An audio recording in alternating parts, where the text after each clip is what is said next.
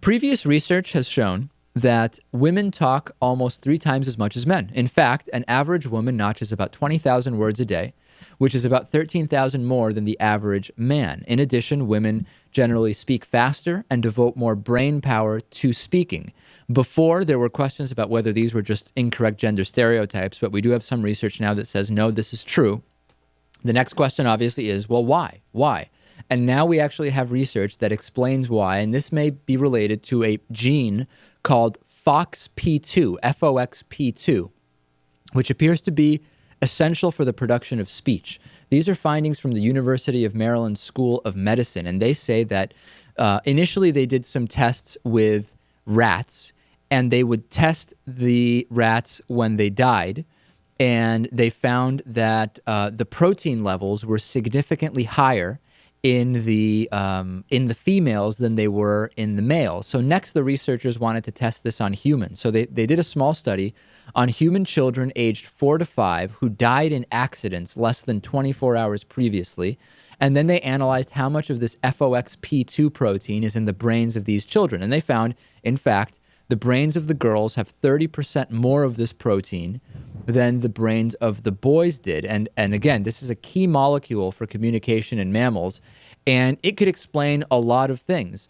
And it could explain why, not only why women talk more, but also, if it is true that this is connected to quality of communication skills, why, and again, these are all gender stereotypes, but it seems that some of the data backs up that these things are true. Women are more comfortable in so-called small talk. Yeah.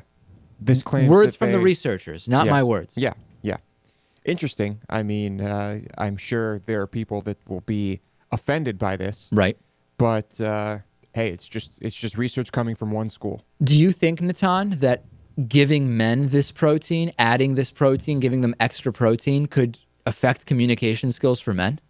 Well, I haven't really read the study, but it seems like maybe the protein is an adaptation that goes on when you talk more. So if there's a societal reason why women talk more and it's not genetic, maybe their brains change in response to that and they get more of this protein. And in that case, it might not have the effect on men that you would assume if you just inject it. On the other hand, I don't really get what the relationship is with rats and mice and really any other animal because they don't talk. So I don't get where they got this information originally. It was with the whatever screech type noises the rats would make. But so it's pretty difficult to compare human speech, especially small talk, with something that animals don't do. It is difficult, but they found in humans that women also have more of this protein. But has this ruled out the possibility that I'm saying that this is just something that happens when people talk more? No, it hasn't been ruled out.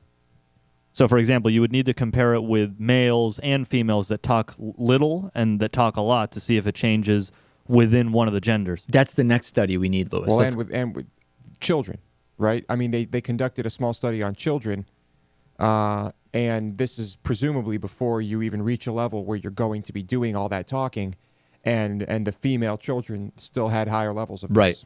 Yeah. You're both making excellent points, I must say. All right. Thank you.